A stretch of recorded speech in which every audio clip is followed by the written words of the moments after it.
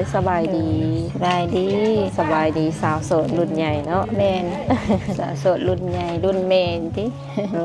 รุ่นแม่เพิ่นว่าซั่นโดยขออนุญาตถามชื่อแนวใด แม่วัลละคร โอ้มีชื่อเล่นบ่แบบสั้นๆมีบ่ ซื้อทุลินก็มีซื้อวันนี่แหละ โอ้ห้องวันได้สิเนาะ โดย อายุจักปีตอนนี้ เกียรตินี้นะ50ปลายเลยเด้ 50แล้วแต่ว่ายังแบบยังคือผู้สาวนะ ลูกคนที่3ที่4นะ เออ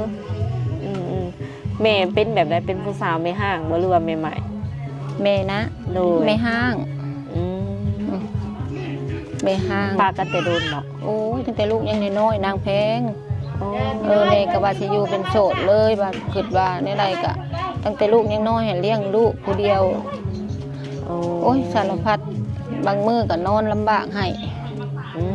ม คิดว่าสิบ่ร่วงคิดว่าเลี้ยงลูกสิบ่ใหญ่เป็นลูกพอเป็นเดือนเป็นซ่านซำนี้ซ้ำแม่ลูกก็หลายคนได้ลูก5คนผู้6อันเสีย ต่อ แม่น หาคนเนาะ โดย แบบอยู่กินน้ำกันกับแบบสามีเก่าได้โดนอยู่บ่ได้จักปี โอ้หลายปีได้ อืม ไล่ลูกผู้ล่าเพิ่นหนีป้าลูกผู้ล่าเกิดเพิ่นก็หนีก็แม่ก็นำพอเมืองไทยไปนำความจริงมันบ่แม่นเว้าลิ้นบ่แม่นตัวไปนำเพิ่นก็บ่มาเพิ่นก็หาย โอ้เพิ่นไปไทยพุ่นน่ะ โดยเพิ่นไปไทย อ๋อ ไปไทยไปทำงานได้นางแม่ก็ว่าคองได้เงินได้คำเลี้ยงลูกซอย แม่น มันบัดได้แท้ไปติดแม่ยิงคนอื่น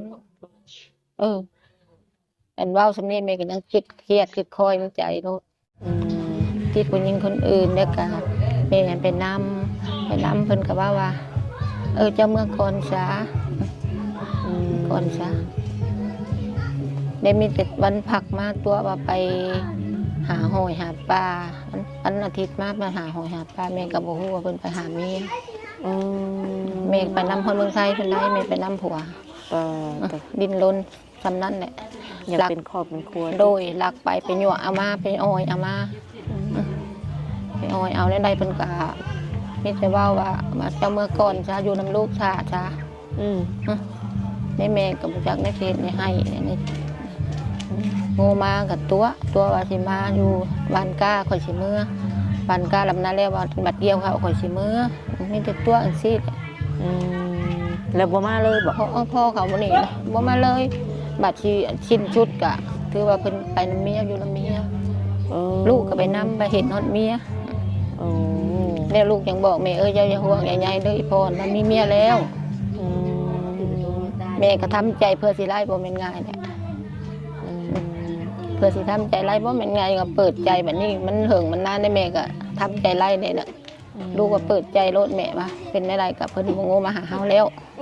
อืมแต่มื้อก่อนน่ะคือแบบว่ายังมีความหวังจังซี่ แม่ เนาะ นี่มีความหวัง ว่าเพิ่นน่ะสิกลับมา โดยประคองคอยนั่นแหละ อืม ความจริงของแม่ยิงเนาะมันบ่อยากเพอยากฟังนั่นแหละลูกเอ้ย แม่น ซั่น เลย ซะ เลยแบบว่าลูกเต้าเพิ่นก็เบิ่งแย่งซอยอยู่บ่แม่หรือว่าเจ้าเลี้ยง โอ้ แบ โห บคนเดียว กัน เลย เบิ่งแยงซอยมันก็บ่แม่นทิ่มเด้อนาง เงินค้ำก็บ่ได้ผากจักกีบเลย บ่ให้เงินนั่นแหละแม่ยังรู้จักว่ามันทิ่ม โอ้ ตะกี้แม่ก็ยังหวังอยู่ว่าผัวที่ส่งเงินของเดือนนี้แล้วเดือนหน้าของเดือนหน้าแล้วเดือนฮื้อเอาไปให้ว่ายันว่าตกงานยันว่าบ่มีงาน อืม นะความมันเนี่ยมันเป็น อืม แล้วก็คิดแล้วบัดนี้กูนี่สิเป็นแม่ห้างจำเท่าเนาะสิเป็นแม่ห้างเลี้ยงลูกคนเดียวเนาะความหวังพันเป็นจริงบัดนี้พันไปซื้อได้ผัวนี่นะพัน โอ้อืมอืม ลูกพันเป็นจริงจังว่าโอ้ยบ่จักเฮ็ดนี่ลูกได้หยั่วนี่หยั่วใจแม่เอ้ยบ่ห่วงบ่ใหญ่เพิ่นก็ย่าพ่อฮะ เนาะเพิ่นอาจสิแบบ มีความสุขแล้วประมาณนี้ โดย ไปดีแล้วมี นั่นแหละ เปิดใจไล่เลย อืม เศร้าโศกเศร้าห่วงเลยนะนั่น โด ค่ะ ย แม่นะเศร้าห่วงเลย สู้ๆเนาะ สู้แม่ยังว่าเปิดใจมันนี่ เริ่มต้นชีวิตใหม่ เริ่มต้นชีวิตใหม่ค่ะมีคนที่ว่าจริงใจ พร้อมสิอยู่เคียงข้างเฮาพร้อมสิอยู่นำเฮาแล้วก็บ่ติฐานะเฮาเป็นคนยากจนหรือว่าคนเป็นแบบใดแม่ก็ สมัครหับบทบติเนี่ยขอเพียงแต่ทุกสิ่งทุกอย่างพร้อมใจกัน คือว่าเพิ่นมีก็เป็นของกลางกับเมียกินน้ำกันกับเมียจังซี่น่ะ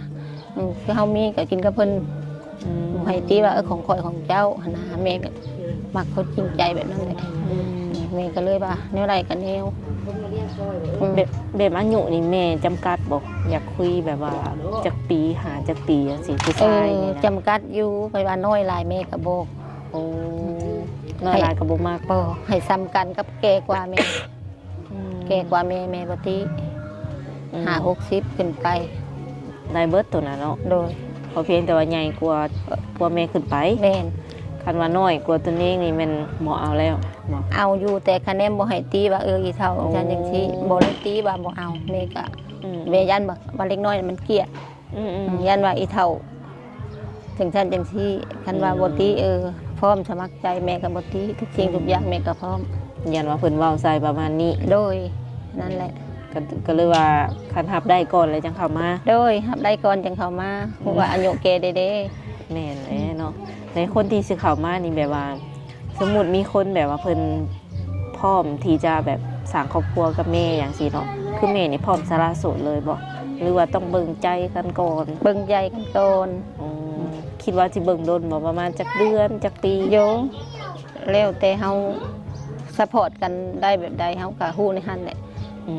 บ่เฮิกบ่นานเพราะว่าเฮาเคยมีครอบครัวแล้วเด้เฮาก็ฮู้จักเห็นได้เฮาก็ฮู้ไปเพราะว่าบ่เป็นเฮาเป็นเด็กน้อยเฮาเป็นผู้ใหญ่เฮาฮู้ความเว้าที่ถามมาผู้ใหญ่มันเข้าใจง่ายๆ เว้าหน่อยๆแต่ว่าความหมายนี่เข้าใจแล้วเนาะ ความหมายลึกเพราะว่าเฮาเคยผ่านในเด้ตัวนี้ในปัจจุบันนี่แบบว่าอยู่กันจักคนตอนนี้แบบอยู่ในเฮือนแบบอยู่นํกันแบบเฮ็ดพร้อมหน้าพร้อมตาในนั้นมีจักคน แม่ฮะ แม่นอยู่กับไผ เพื่อนลูกกับลูกอยู่เพื่อนแม่กับแม่อยู่คนเดียวแม่คนเดียวดีเลย เจ้าได้อยู่คนเดียวเลย โดยลูกก็อยู่ ดูน้ำกันน่ะค่ะคนเดียวแต่ว่าแม่เป็นคนเห็นอยู่กินกับกินน้ำลูกน้ำกันกับลูก2คนนี่แหละลูกกับบ่มีนี่เอาผัวมาแล้วผัวกะโอ้ยอยู่กันไปบ่ได้ลูกเอ้ยแม่ใจสิขาดแม่ผู้เป็นแม่เมื่อยปกป้องเขาบ่ว่าผัวบ่เข้าใจมันเอาใจมันเองผัวก็ได้ลูกเคยเอาใจตัวเองย้ำผัวว่าเมียเว้ามันไปทางมันแม่ก็เลยว่าอดเอาลูกเอ้ยเมื่อยไปได้แม่ก็เมื่อยบอกให้อดอะไรก็ตามใจสูแม่ก็บอก ตามใจแล้วบัดนี้ เอา เนาะ แม่เมื่อยเว้าแล้วแม่ก็ว่าตามใจลูกเอ้ยลูกเคยกับลูกสาว กับลูกหลายอยู่แต่ว่าอยู่เพื่อนไผเพื่อนเล่าแล้วตอนนี้ โด เนาะ ยอยู่กันฝ่ายเฮือนเล่าอยู่ฝ่ายอยู่มัน คือแม่นี่สมมติว่ามีคนที่เพิ่นแบบว่ามักแม่จังซี่นะอยากให้เพิ่นมาอยู่เพื่อนน้ำแม่บ่หรือว่าแม่สิไปอยู่น้ำเพิ่น เรื่องนั้นก็มีแต่มาพี่ได้แม่บ่ไปบ่ได้ อยู่พี่นี่ให้หน้าตะกร้ามีหมอ มีแม่ก็พร้อมใจอยากเฮ็ดนั่นแหละเคยเฮ็ดเคยสร้างได้ซะแม่เคยถูกเรื่องนี้เด้แล้วเข้าได้แบบปลูกผักปลูกหมักพริกหมักหงขายแต่เก่านะแต่แม่ถูกแห้งยังไงแต่ลูกยังน้อยนะแบบว่าเฮ็ดหลายสิ่งหลายอย่างเนาะ โดย แบบว่าเคยผ่านมาแล้ว เคยผ่านล้มลุกคลุกคลานทุกสิ่งทุกอย่างไปรับจ้างหมูให้หน่อยก็เอาคะแนนไรไปพออะไรมาให้สู่ลูกกินแม่หากว่าตอนนี้บ่ได้เฮ็ดหยังแล้วบ่ตอน บ่ได้เฮ็ดหยังแล้ว อยู่เพื่อน เพิ่งลูกอะไรอาศัยลูกได้กินทำได้ก็กินหากสุขภาพทางกายแม่นี่ยังแข็งแรงอยู่บ่ เพื่อบ่แข็งแห้งบ่กล้าบันไดกับบ่คือเก่าแข็งแห้งอยู่เพราะไรอยู่เฮ็ดบ่คือเก่าแปลว่าเฮ็ดหนักก็บ่ได้จังซี่นะเนาะแบบเฮ็ดเบาๆได้อยู่เฮ็ดหนักเกินควรแม่เฮ็ดบ่ได้หลักๆก็คืออยากได้คู่ชีวิตอยากได้คนที่ว่าเข้าใจแม่ครับในสิ่งที่แม่เป็นได้แต่ว่าแม่ลืมแปลว่าเพิ่นสิเข้ามาจังซี่นะแบบลืมคนเก่าได้อยู่บ่เลยได้แล้วแม่จังเปิดใจค่ะได้แท้เนาะแท้แต่กี้น่ะแม่อยู่แม่ก็ยังเป็นข้างยันว่าเปิดใจไล่แล้วบ่ไล่ได้ลูกให้ลูกจนใหญ่ลูกหลานจนวัยใหญ่เลยมีครอบมีครัวเลยตั้งแต่ลูกหลานเกิดได้ปีนึงอันเพิ่นไปหั่นน่ะเลยน้อยได้ตอนนี้ก็เข้มแข็งแล้วโดยก็พร้อมรับคนแบบว่าคนใหม่เข้ามาแล้วจังซี่น่ะเนาะโดย ถามเพื่อว่า FC จังได๋ญาติเพิ่นแบบว่าบ่กล้าเข้ามาเนาะเพราะว่าแม่ยังลืมคนเก่าบ่ได้จังซี่นะ เปิดใจเรียบร้อยบ่ต้องห่วงนี่แม่